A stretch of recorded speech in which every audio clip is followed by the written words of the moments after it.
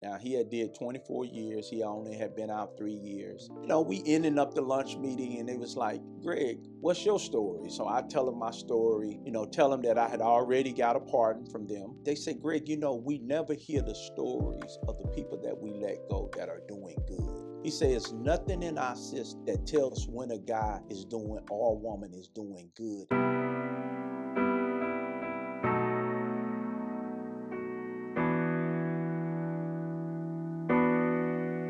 Shit look way different on top of mezzanines,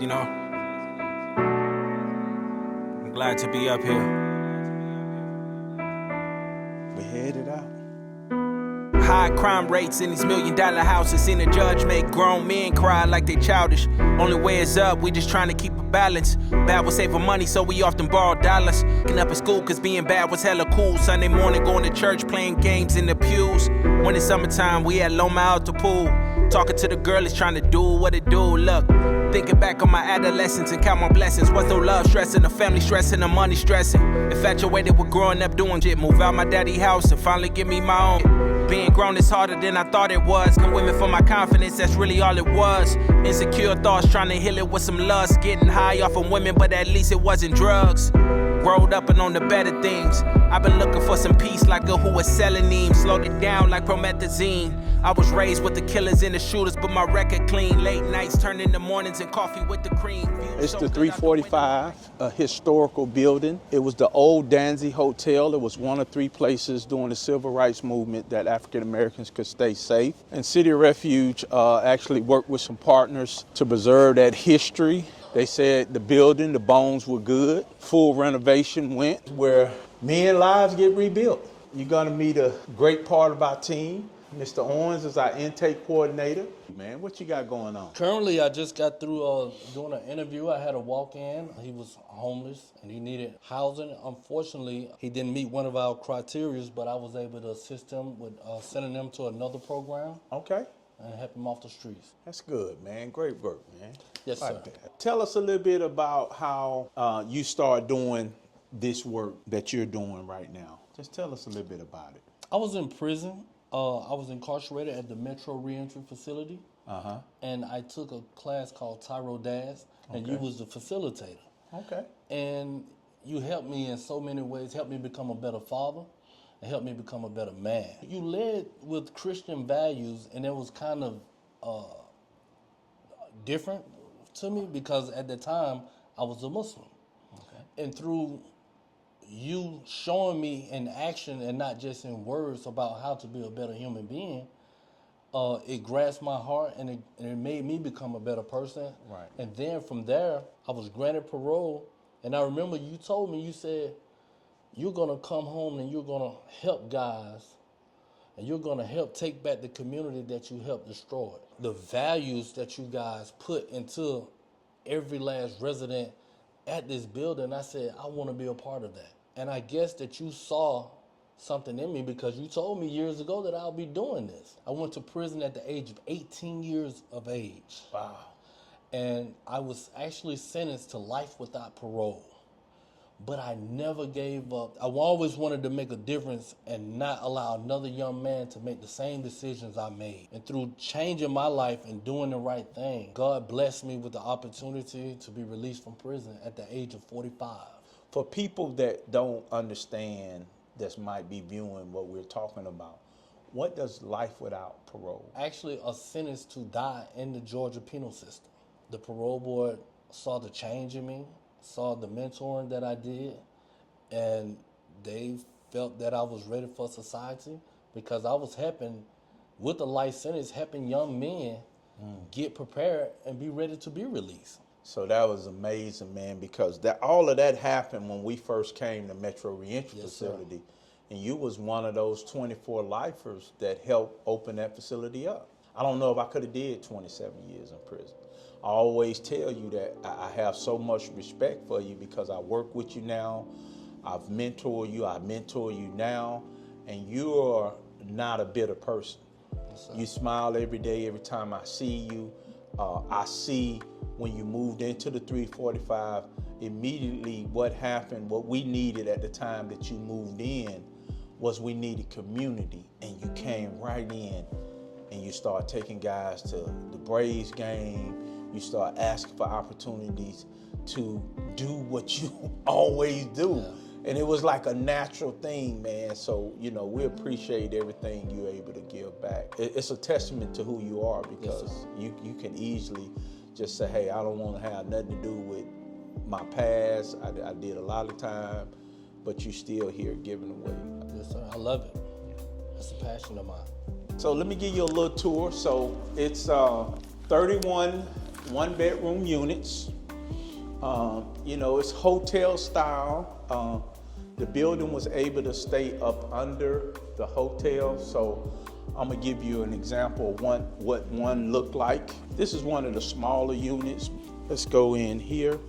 This is one of the more smaller units. It has a bed, refrigerator. They have their own closet, their own shower. They have a microwave. They have their own little kitchenette. All the meals are served over at City Refuge. They don't even have to worry about food, man. One thing we wanted to create for returning citizens, one thing we know we needed to create was rental history. So if a returning citizen take our program inside of the institution, and once they come out and once they employed, what we just do here is we might do 30% of their income. And we didn't had a lot of guys transition from here into permanent housing, because that's the goal. This is just a place for them to save money, do the financial literacy piece, continue in their sobriety. So we give them all those wraparound services, but the end goal is for them to save 3 times the amount of their income, $1,000 emergency money, and then once they're ready to transition into their own place, we're able to put them in front of providers that know the type of programming that we do. Job training, we got a lot of guys taking a NAPA automotive training class here. They getting forklift certified, because we're building men here, and we giving them every opportunity to be the best version of themselves. We're 100% full, 30 occupied, yep. What I love about this building is we have 3 population of men. We have veterans, returning citizens, and 18 to 24-year-olds. So I want to take you, Jeff, to the veterans floor. Let's go down. Let's jump on the elevator here, and let's go down. And one thing we wanted to make sure is we didn't want to err in putting together a veterans program that works. So what we do is we house with the VA. We partner with the VA, and anytime the VA make a referral to us, if we have a room open, that's how our veterans get in, because then they connected to all the services at the VA. They connected with everything. So it's a wonderful marriage with the VA, because when they need a place to place them in an emergency situation, we're right here for them. For the veterans, we wanted to make sure that it kind of fit what we would think. You know, a veteran, he's a man's man. He's fought for our country, you know, so we want that to happen. We have great pictures and decor to kind of fit the warrior mentality, you know. So this is the first floor. This is where all the veterans, most of the veterans are housed here. You know, we appreciate the men and the women that serve our country. So this gives us, you know, a great joy to be able to provide housing. If we go out this way, got a nice patio area. This is where we do a lot of cookouts. This is where they engage with their family, because we're big on family reunification, and we want to make sure that men are still staying connected to their family. So we do cookout, we play cornhole, we do all those wonderful things so we can still keep them connected with their family. You put the man in position to be successful, and then the family can thrive. You know, build up the man, the kids, the wife, everybody will follow. So you want to go to the 18 to 24-year-old floor? All right, let's go into that. Let's check that out. It has a great view of the city on this 3rd floor, and I kind of just love, the way it sits. So one thing I've always been in, Jeff, is preventative work. So the floor for the 18 to 24-year-old, we work with the U.S. Attorney's Office. We work with DJJ. So, but young man, we just trying to keep young men out of trouble. So if they need to be sentenced to us, they can make a referral. and we'll put together a plan with them, and we'll help them out. But those are our future leaders.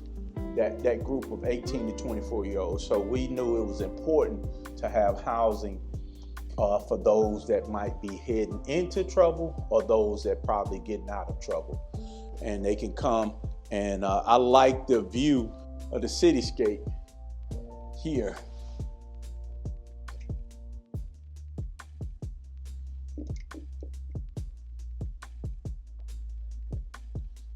Yep, so I like this little spot, and this little living room area.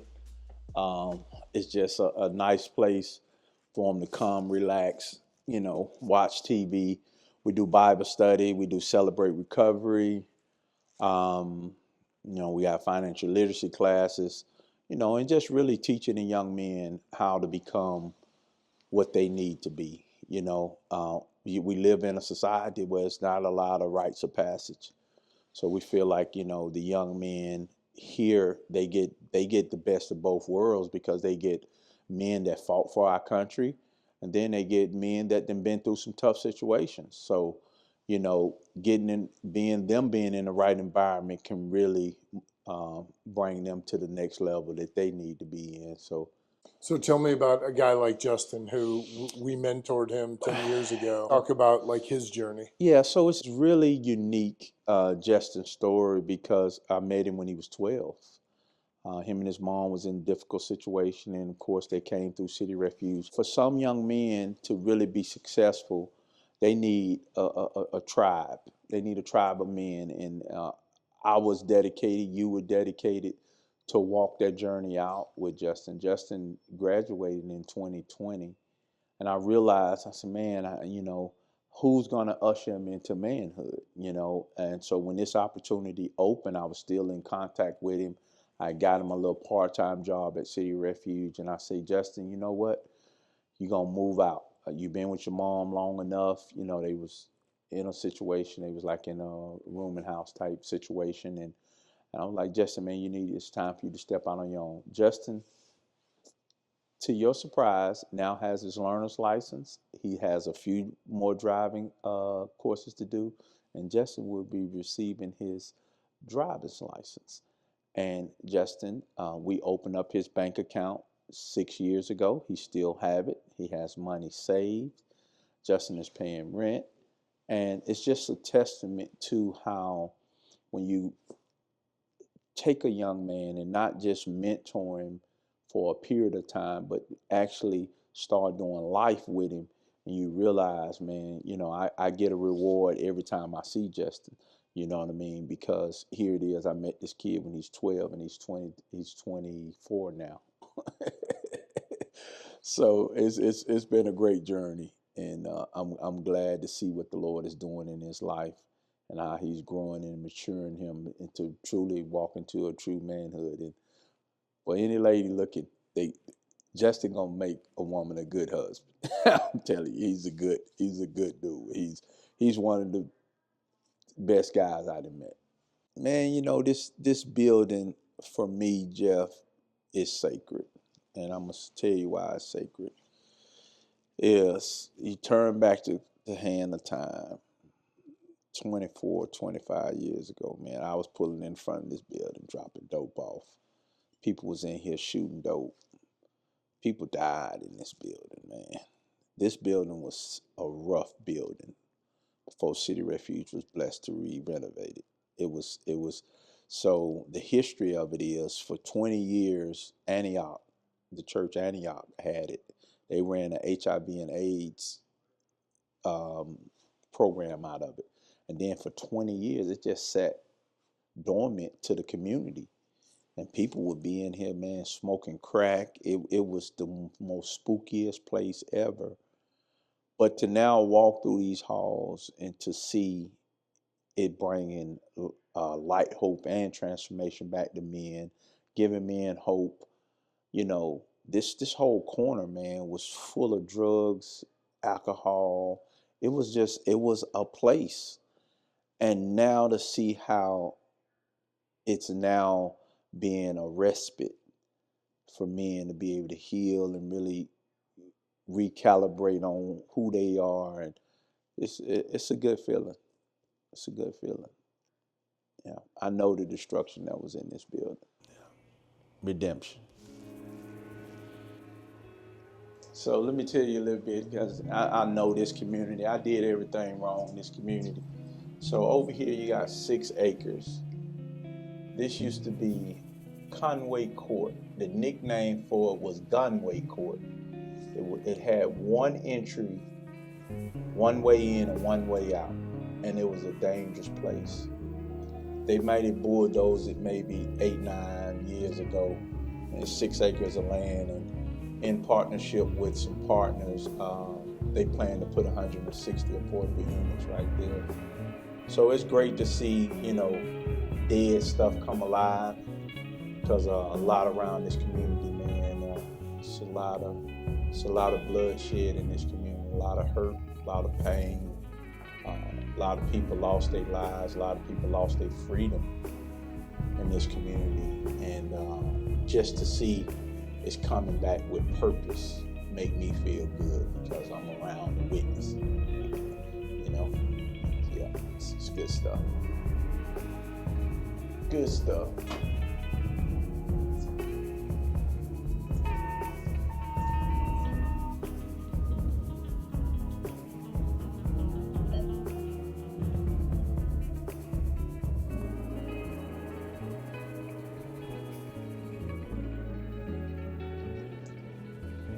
All right, Mr. Owens.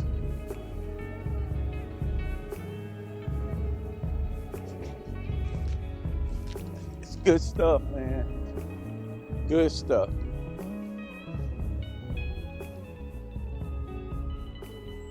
So that's Mr. Owens' first vehicle. Remember I told you he went to prison for 27 years. And City Refuge found a vehicle and donated to him. And he told me when he was getting the tag and the paperwork, he said, man, this is my first vehicle. So I never owned a vehicle a day in my life. It was his first. So it was, it's cool to see how people are getting what they deserve, after probably, we don't know if they deserve to be in prison that long, but he's getting what he deserved now, because he's choosing to do the right thing. So it's cool to see that. Yep.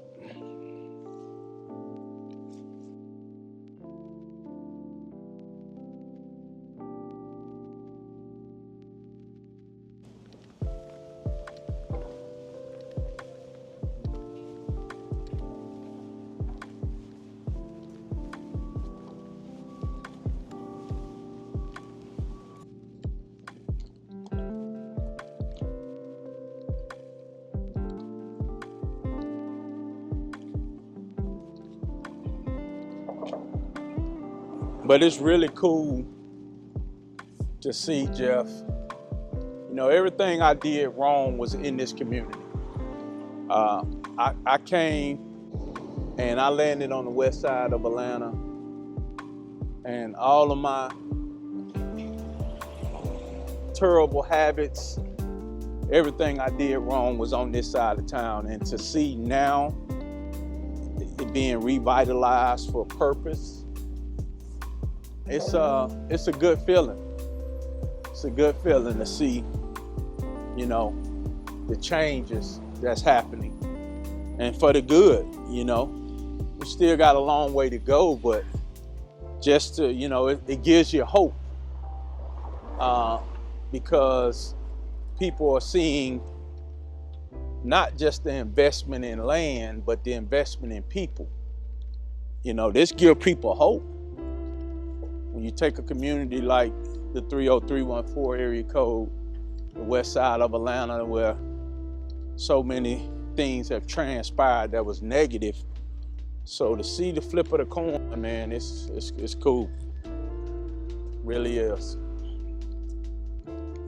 It's cool.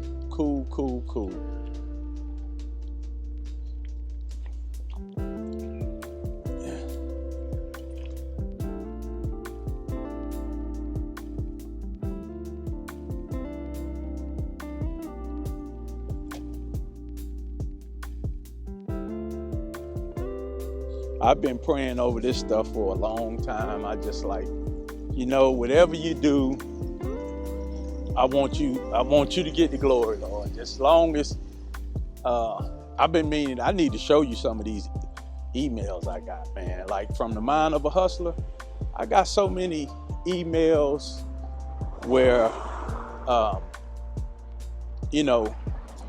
these adaptations, I don't know if I'm saying it right, but it's where they want to take your book and turn it into a story. And like, man, I'm not fooling. I want God to get the glory. If he ain't gonna get the glory, the story shouldn't be told. And when you say that to people verbally, they like, oh, okay, all right, we'll talk to you later.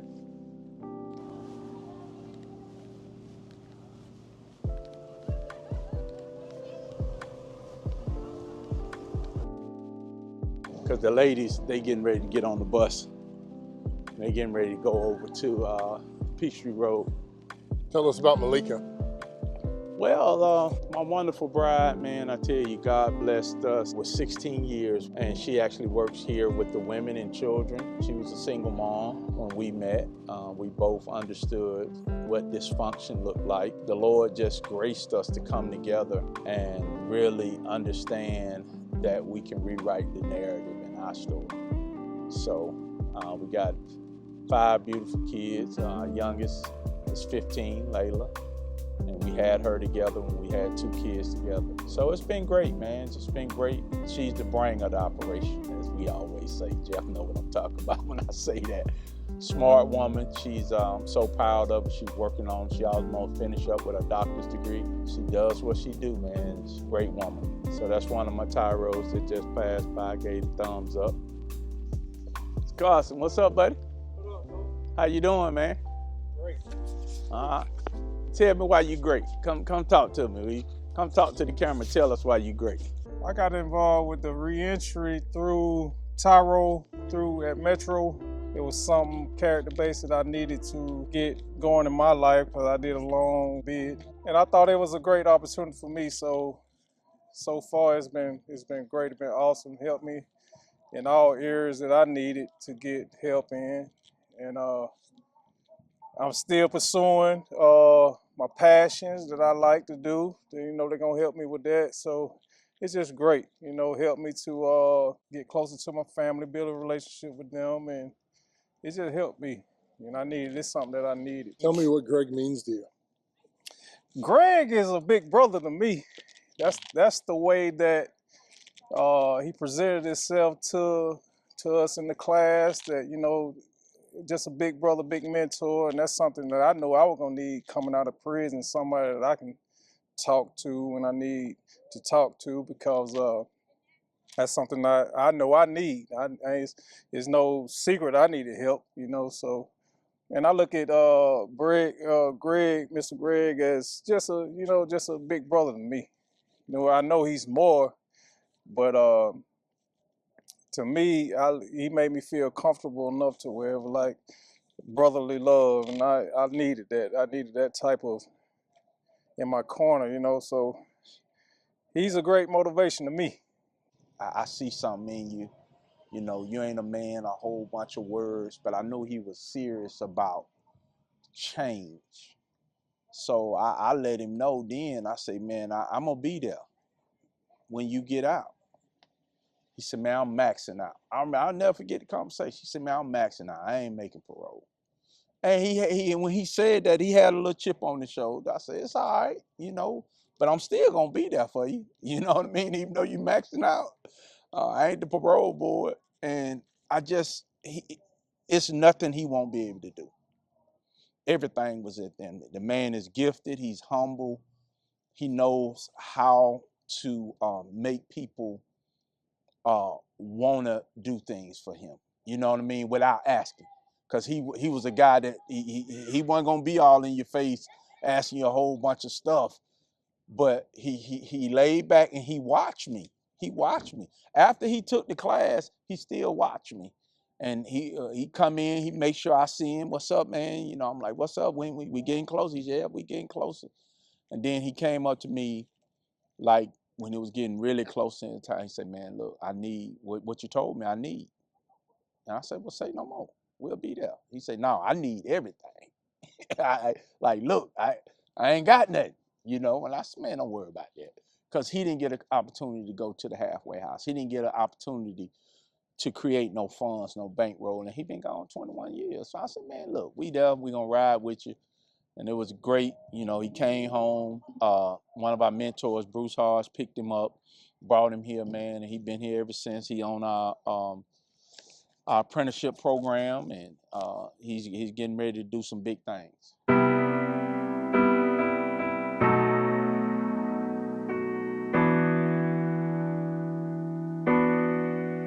Shit look way different on top of mezzanines, you know? I'm glad to be up here. High crime rates in these $1 million houses. Seen a judge make grown men cry like they childish. Only way is up, we just trying to keep a balance. Bad was saving money, so we often borrow dollars. Getting up at school, cause being bad was hella cool. Sunday morning, going to church, playing games in the pews. When it's summertime, we at Loma out the pool. Talking to the girl is trying to do what it do. Look, thinking back on my adolescence and count my blessings. Was no love stressing, the family stressing, the money stressing. Infatuated with growing up doing grown. Move out my daddy house and finally give me my own. Being grown is harder than I thought it was. For women, for my confidence, that's really all it was. Insecure thoughts, trying to heal it with some lust, getting I'm proud of me, finally learned how to be. Dog days out of me, really start loving me. I'm proud of me, finally learned how to be. Dog days out of me, really start loving me. Dropping off the doorway, in a different headspace, finally in the doorway. This is a for sure thing. This is a for sure thing.